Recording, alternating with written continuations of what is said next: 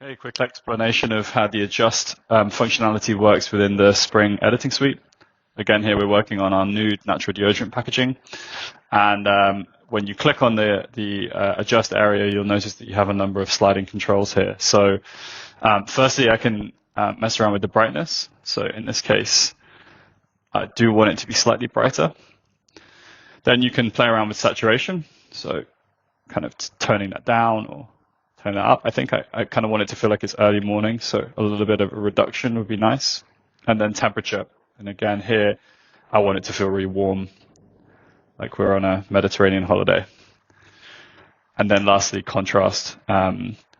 So I can, just bring that out a little bit more to make the packaging stand out more than the background. That's how the adjust feature works.